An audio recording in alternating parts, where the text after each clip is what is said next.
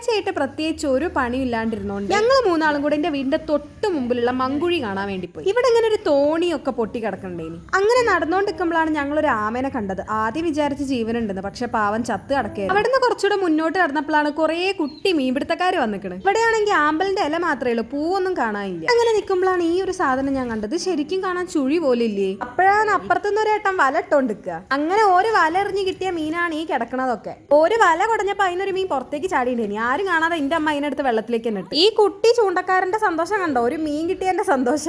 എല്ലാരും ചൂണ്ടണണ്ടപ്പോ എനിക്കൊരു തൊര ചൂണ്ടടാൻ. എന്റെ ഭാഗ്യം കൊണ്ടാ തോന്നുന്നു ഒരു മീൻ പോലും കിട്ടിയില്ല. മണിക്കൂറുകൾ ചൂണ്ടയും പിടിച്ച പോസ്റ്റ് ആയത് മാത്രം ബാക്കി. അങ്ങനെ കുഞ്ഞു പറഞ്ഞ് ഞാൻ ഇട്ട് പിടിച്ചരാന്ന്, പക്ഷെ രണ്ടാൾക്കും ഒരു മീൻ പോലും. മണിക്കൂറുകളോളം മീൻ പിടിക്കാൻ പോയിട്ട് ഞങ്ങൾക്കൊന്നും കിട്ടിയില്ല.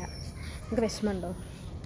ഉച്ചയ്ക്ക് മീൻ കൊട്ടി ചോറുന്നാന്നൊക്കെ വിചാരിച്ചിട്ടാണ് ഞാൻ മീൻ പിടിക്കാൻ ഇറങ്ങിയത്, പക്ഷെ ഒന്നും കിട്ടിയില്ല. ഞങ്ങൾക്ക് വിഷമമില്ല, കാരണം ആ ചൂണ്ടയുടെ പ്രശ്നമാണ് തോന്നുന്നത് അല്ലേ. ഞങ്ങൾ സ്കില്ലിന് പ്രശ്നമൊന്നുമില്ല, ചൂണ്ടേൻ്റെ പ്രശ്നമാണ്. അങ്ങനെ വളരെ ഡിസപ്പോയിൻറ്റഡ് ആയിട്ട് ഞങ്ങൾ വീട്ടിലേക്ക് പോവാണ്.